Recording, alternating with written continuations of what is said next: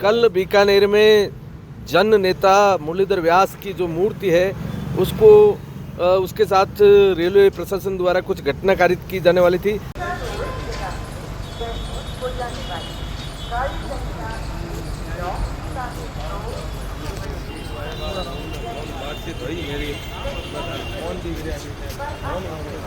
लेकिन जो real story है वो वहाँ के चश्मदीद हमारे साथ राजन भाई जो है वो स्टेशन रोड पे उस समय मौजूद थे। हम उनसे बातचीत करेंगे। राजन भाई, क्या घटना हुई थी, क्या जानकारी है? आप वहाँ चश्मदीद थे, वहाँ क्या घटना हुई उसके बारे में बताएं। यहाँ पे क्रैंक आई हुई थी तो मेरे एक दोस्त था जाकिर नाम का भिस्ती, तो ऑटो चलाता है, उसने बोला कि ये ब्यास जी की मूर्ति है जिसको यहाँ से हटा रहे हैं और हटा के जब मैं कि ये तो हो ही नहीं सकता, ये ब्यास जी की मूर्ति आज 50 साल हो गए, इसको कोई छेड़खानी नहीं कर सकता और ये गरीबों को एक दास था, तो इनको ब्यास जी को मूर्ति किसी के कहाँ हट रही है जिसको इसको हटा रहे हैं।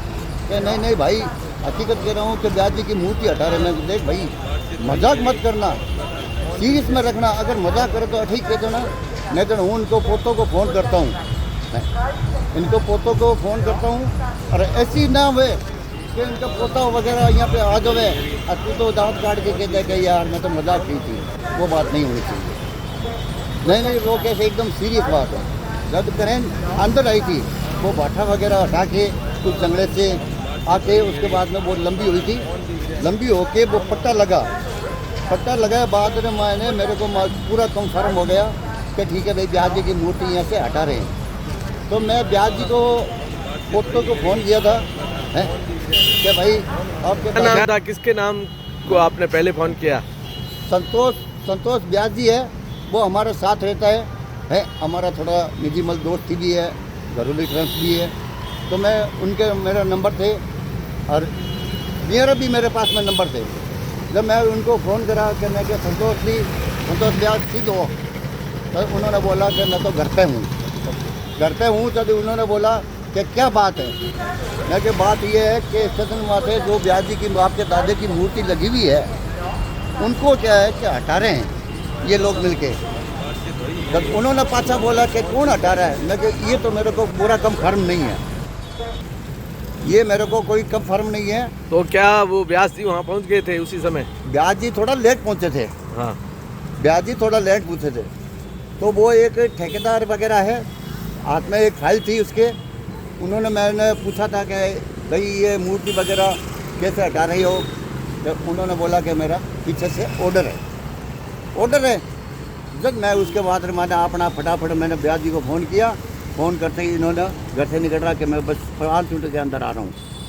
उसके बाद मैं इनको 3 बार फ़ोन कर चुका क्या ब्यास जी कहाँ पुगे, संतोष ब्यास जी कहाँ पुगे। तब उन्होंने बोला कि दसर गेट पुगा हूँ, चौकुड़ी पुल नीचे पुगा हूँ, सटे बाज़ार पुग गया, अब छोटू मोटू वास्ते के पास में पुग गया। अगर फोर्स सो उसको मूर्ति को उठाने से क्या बहुत धड़का लगा, तो 2 चूड़ी अड़ गई थी उसकी, एक खानी से उठ गई थी, अरे उसकी चूड़ी अड़ गई थी। उसके बाद मैंने वो चूड़ी निकालने के लिए 2-5 मिनट लग गए, जितने ब्यास जी आ गए थे। आने के बाद मैंने उनके बात करके और उसके पास फिर बाद मैंने क्या बात की क्या नहीं की थी, मैं थोड़ा तक कोई काम हो गया था, 5 मिनट के लिए मैं निकल चुका था।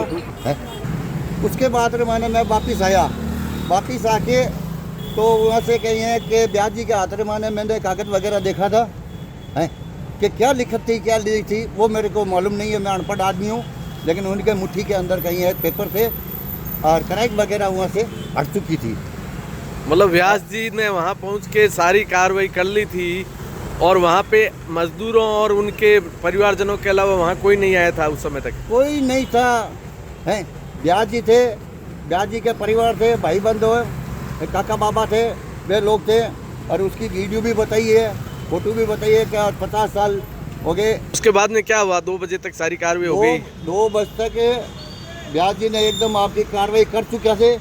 उसके बाद मैंने कर कुरा के और 5 बजे बाद मैंने कोई नेता वगैरह यहाँ पे आए थे, आके बोला कि ठीक है ये मूर्ति हम लोगों ने रखवाई है। अपन नेता का नाम तो जानते नहीं है, हम दूर खड़े थे।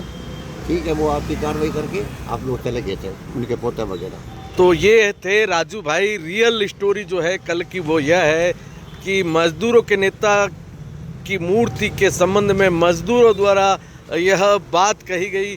मजदूर जो है उन्होंने इसकी जानकारी उनके परिवार को दी और उनके परिवार के सदस्यों ने वहां आकर मूर्ति को हटाने के कार्य को रोका। तो सारा श्रेय जो है वो मजदूरों को और परिवार को जाता है।